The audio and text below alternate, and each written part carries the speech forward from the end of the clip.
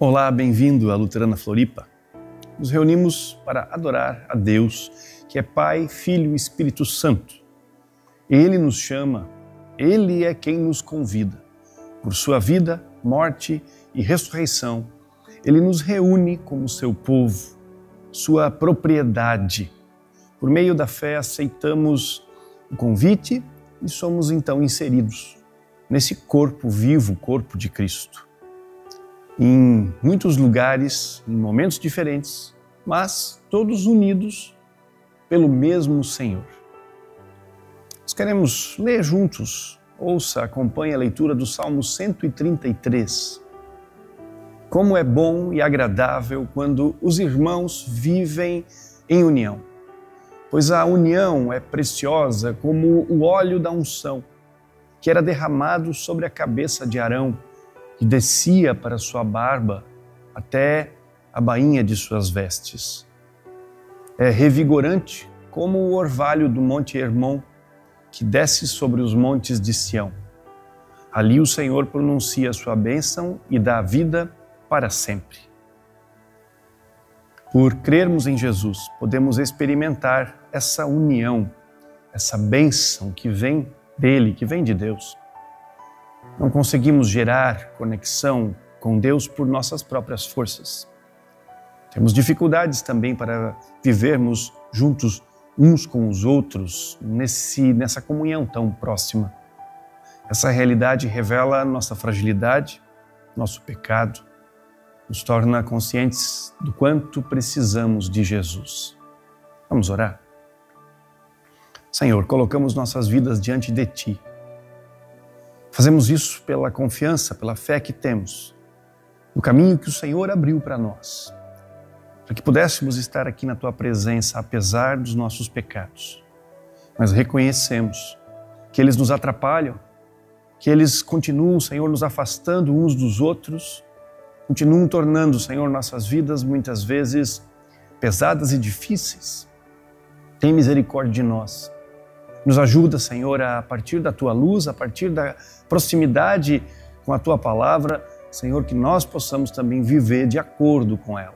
Nos perdoa, tem misericórdia de nós, quando tantas vezes não agimos, não falamos, não pensamos de acordo com o Teu querer. E nos dá a Tua força. Assim nós oramos e pedimos em Cristo Jesus. Amém. Cristo deu a vida por nós. Em 1 João nós lemos: sabemos o que é o amor, porque Jesus deu sua vida por nós. Ele nos mostrou o que é o amor. Portanto, devemos dar nossa vida também por nossos irmãos. Seu amor perdoador restaura a nossa ligação com Deus e também uns com os outros. Só o perdão pode fazer isso. O exemplo de Jesus, a vida que Ele levou entre nós, nos inspira. Podemos e devemos recomeçar sempre novamente? Toda vez que o amor esfriar, toda vez que cedermos ao nosso egoísmo, podemos confiar no amor maior, no amor de Jesus. Graças a esse amor, podemos continuar amando.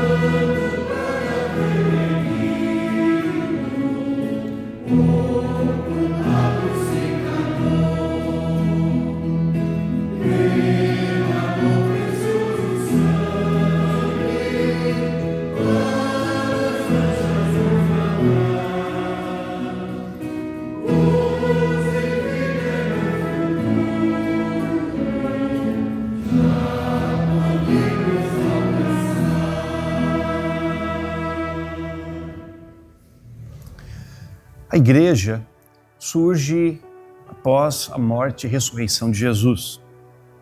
Inicialmente eram alguns discípulos de Jesus, haviam convivido com ele e permaneceram unidos, ligados a ele, a promessa de que ele estaria com eles, ligados pelos ensinos de Jesus e ligados também por essa presença espiritual, pelo Espírito de Jesus que estava com eles. O grupo inicial vivia uma comunhão muito intensa. Reuniam-se diariamente, estudavam os ensinamentos de Jesus, celebravam a Santa Ceia. Assim nós lemos no livro dos Atos dos Apóstolos. O grupo cresceu, se espalhou por meio da criação de novas comunidades de fé. E assim se espalharam por todo o Império Romano. As cartas do Novo Testamento são direcionadas justamente a algumas dessas comunidades que foram sendo formadas. Esses grupos de cristãos, esses cristãos espalhados pelo Império, inicialmente foram chamados O Caminho. Mais tarde, associou-se o termo igreja a essa reunião de cristãos. A palavra traduzida na Bíblia, do Novo Testamento, como igreja é eclésia. O significado básico dessa palavra no grego antigo é assembleia ou reunião. Não era uma palavra religiosa. No grego comum da época se referia muito mais frequentemente aos cidadãos de uma cidade reunidos para decidir questões políticas. Essa assembleia de cidadãos era chamada de eclésia. Muito menos e em menor uso se associava à questão da reunião de devotos a algum Deus. Mas o fato é que essa palavra eclésia foi usada pelos autores bíblicos para se referir a esta reunião de cristãos. E com o passar do tempo, ela tornou-se sinônimo praticamente de grupo de cristãos. Igreja, grupo de cristãos. A palavra foi incorporada então ao latim e, consequentemente, às línguas que derivaram do latim, como é o caso do nosso português. E assim, igreja tornou-se sinônimo de encontro de cristãos. Alguns estudiosos da língua grega defendem que o termo ajuntamento funcionaria muito melhor nos textos do Novo Testamento, por ter esse significado mais abrangente. A igreja hoje é entendida como uma palavra religiosa. Mas não era essa a intenção dos autores bíblicos. Nós hoje, quando falamos de igreja, nós inclusive entendemos ou designamos o espaço físico, esse espaço que usamos para nos reunir como igreja. O termo original, na verdade, era neutro, ajuntamento de pessoas. O apóstolo Paulo usou ainda outras expressões. E são expressões que vão nos dando uma compreensão, uma percepção daquilo que eles mesmos, aqueles primeiros cristãos, entendiam a respeito dessa assembleia, desse ajuntamento que acontecia em diferentes cidades. Paulo diz que eram família de Deus, povo de Deus, corpo de Cristo. O povo de Deus foi reunido como uma grande família por meio de Jesus, o Cristo ungido, que entregou sua vida em favor daqueles que viriam a crer nele. Portanto, ele, Jesus, é o Criador disso que entendemos como igreja. Ele é a razão de ser das comunidades de fé espalhadas por esse planeta. Existimos por ele, para ele. Jesus é nosso centro, ele é nosso Senhor. E Senhor, no original, significa dono. Ele é a cabeça do corpo, que é a igreja, conforme o próprio apóstolo Paulo diz. Essa comparação do grupo de cristãos como um corpo está presente em praticamente todas as cartas do apóstolo Paulo. Em 1 Coríntios, por exemplo, nós lemos: o corpo humano tem muitas partes, mas elas formam um só corpo. O mesmo acontece com relação a Cristo. Alguns de nós são judeus, alguns são gentios, alguns são escravos, alguns são livres, mas todos nós fomos batizados em um só corpo pelo único Espírito e todos recebemos o privilégio de beber do mesmo Espírito. De fato, o corpo não é feito de uma só parte, mas de muitas partes diferentes. Essa é a compreensão de igreja. A união dos cristãos é uma realidade espiritual. É realizada por Cristo por meio do seu Espírito. Ele nos une num corpo espiritual, Ele nos chama à comunhão. Por causa de Jesus e do perdão que Ele tornou possível por meio da cruz, nós podemos sentar à mesa com o Pai, com o Filho e com o Espírito Santo e fazer parte desta comunidade misteriosa, maravilhosa que é a Trindade. Formamos uma comunidade com Deus e assim ligados a Deus, ligados à Trindade, podemos também experimentar algo dessa comunhão divina entre nós. Podemos experimentar pertencimento, aceitação, perdão, propósito. Esses exercícios são comunitários. Somos aceitos por um grupo, pertencemos a um grupo. Precisamos do perdão que vem do outro, com quem falhamos. Nosso propósito também se expressa de forma coletiva, com relação ao outro, a quem eu amo, sirvo e abençoo em nome de Deus. Também do outro preciso de amor, de serviço na minha fragilidade, na minha limitação. A experiência cristã é, portanto, essencialmente comunitária. Deus nos fez assim. O batismo e a ceia, como sacramentos da igreja, são também expressão visível dessa nossa ligação misteriosa. Esses momentos de reunião, de culto em torno da palavra bíblica também são um momento de materialização que torna visível esse corpo espiritual. Ainda que em parte. Não significa que automaticamente todos que são batizados ou que partilham da ceia ou que estão presentes em algum momento de culto sejam verdadeiramente parte desse corpo espiritual. Isso foge à nossa compreensão. Para nós, na nossa humanidade, é muito difícil discernir. Embora é verdade que na história, muitas vezes as lideranças eclesiásticas da igreja tenham estabelecido limites e normas que tentavam dar contornos mais claros a esse corpo. Mas, na verdade, é somente Jesus quem pode julgar. Ele é que conhece os corações, Ele conhece os seus. Ele é quem nos instruiu a não arrancarmos o joio para não corrermos o risco de arrancarmos também o trigo. Ele fará essa separação no tempo devido, não cabe a nós. Esse corpo invisível que se materializa numa reunião de pessoas concreta e num espaço visível, ela se torna então expressão visível da Igreja de Cristo. E nós aqui, como Luterana Floripa, somos parte dessa expressão visível. Nos reunimos em uma realidade específica, nessa cidade de Florianópolis, num tempo determinado, somos expressão, somos parte desse corpo maior, somos parte da Igreja Visível de Jesus e também somos, ao mesmo tempo, uma instituição humana. Temos um CNPJ, um estatuto, prestamos contas às instâncias legais desse país, obedecemos às leis. Nos organizamos localmente com uma estrutura bem visível. Temos prédios, uma contabilidade, temos um presbitério, uma diretoria, uma equipe ministerial que assumem juntos responsabilidades e assim tornam possível a reunião de grupos bem concretos, visíveis, ministérios, cultos públicos. Com esse grupo visível, eu e você nos comprometemos. Aqui, nesse grupo visível, alimentamos nossa fé mutuamente, precisamos uns dos outros.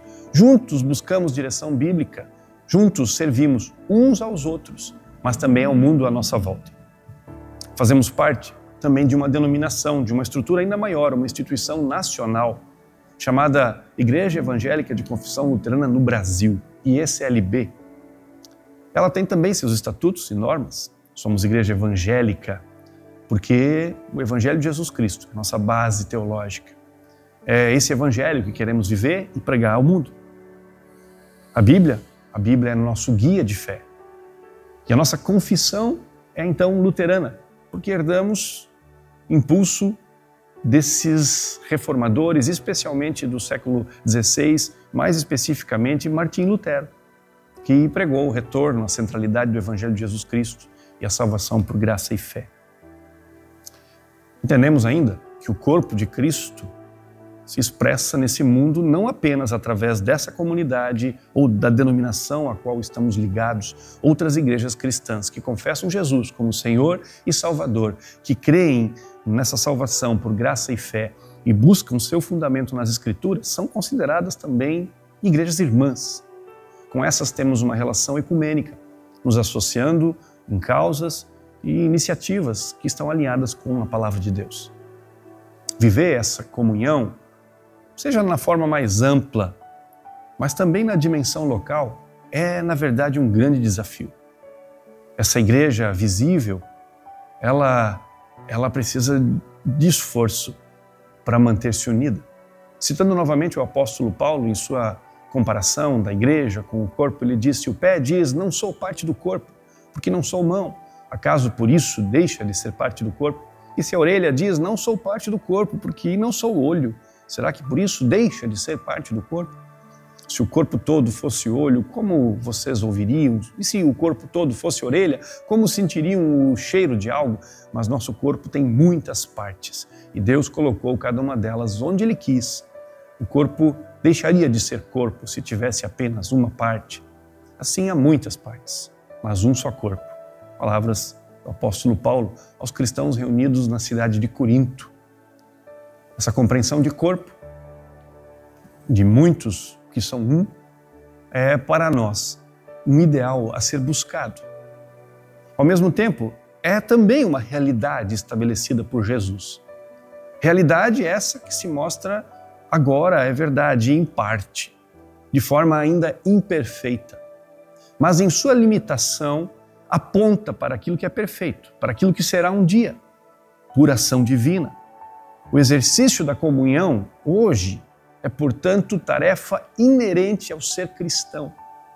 Se você quer seguir a Cristo, só pode fazer isso em uma comunidade de fé, uma comunidade de cristãos. Ela pode até não ser formal e institucional, mas, de fato, não há cristão fora do corpo de Cristo, esse corpo espiritual.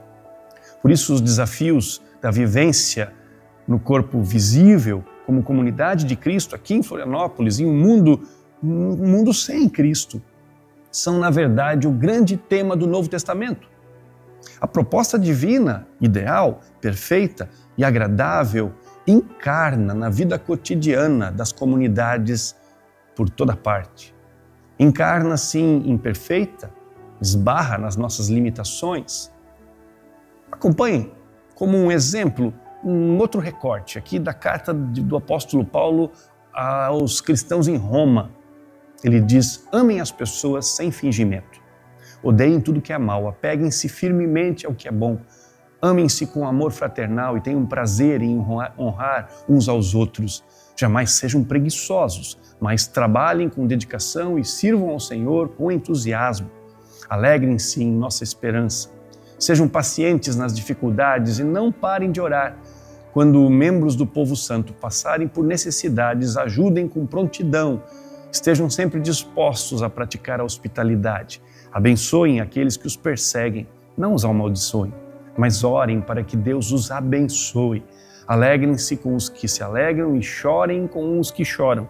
Vivam em harmonia uns com os outros, não sejam orgulhosos, mas tenham amizade com gente de condição humilde e não pensem que sabem tudo. O apóstolo chama a atenção dos cristãos. Puxa a orelha. Amem sem fingimento, apeguem-se ao que é bom, sejam pacientes, alegres, ajudem com prontidão, sejam hospitaleiros, abençoem, orem, vivam em harmonia, sem orgulho, sem preconceitos. Ele precisou tratar essas coisas. Ele precisou abordar esses temas porque essa era a realidade e continua sendo. Lutamos contra a nossa natureza egoísta, lutamos contra a tentação da autossuficiência. Estamos aprendendo, treinando, buscando, exercitando a interdependência, submetendo voluntariamente nossas vidas uns aos outros, confessando pecados, buscando auxílio. Tentamos aprender juntos, cantar juntos, pensar juntos, unidos por Cristo. Por isso, nosso chamado principal, nossa tarefa prioritária é amar. por amor a Ele, escolhemos amar uns aos outros. Oramos uns pelos outros. Agimos em favor uns dos outros, para que tenhamos saúde, para que nossos relacionamentos sejam saudáveis, para que a fé e o testemunho sejam vigorosos. Ligados ao Deus Trino, buscamos, nessa sua relação divina, inspiração e força para o exercício diário da nossa relação comunitária. Assim como o Pai e o Filho são um, assim tentamos também viver num exercício constante de amor. Jesus orou por nós, pela nossa comunhão com Ele e uns com os outros. Ele diz: eu dei a eles a glória que tu me deste, para que sejam um, como nós somos um. Eu estou neles e tu estás em mim. Que eles experimentem unidade perfeita, para que todo mundo saiba que tu me enviaste e que os amas tanto quanto me amas. Que Deus nos ajude, que Ele faça brilhar seu rosto sobre nós e tenha misericórdia de nós, para que nós possamos viver essa comunhão, esse estar conectados juntos como comunidade de fé, como igreja. Amém. Vamos ainda orar juntos? Senhor, nós te louvamos e te agradecemos pelo presente que é vivermos comunidade. Nos ajuda na dificuldade que temos de permanecer juntos, de amar de fato como o Senhor amou. Nos ajuda, Senhor, a compreender a Tua presença entre nós, a sentir a Tua presença entre nós, que nos capacita a viver assim, juntos, todos os dias, até o fim dos tempos. Assim oramos, assim pedimos em Cristo Jesus. Amém. Vamos lembrar ainda 2 breves avisos. Primeiro, nós estamos ainda com a campanha de inverno. Você pode trazer itens, cobertores, casacos, meias. Nós temos acompanhado algumas famílias e existem necessidades pontuais. Então, todas as ofertas, doações nesse sentido são bem-vindas. Você pode trazer aqui durante a semana na secretaria ou então no momento dos cultos presenciais. Temos ainda no dia 20, agora do mês de julho, uma sopa especial que vai ser organizada pelas Nossas Senhoras da Oase. Você é convidado a participar também. Prepare-se, coloque na agenda, antecipe comprando aí, reservando o seu lugar. Participe desse momento também de comunhão, nesse tempo friozinho, com uma sopa quentinha. Que Deus abençoe a tua vida, a tua família, em nome de Jesus. Amém.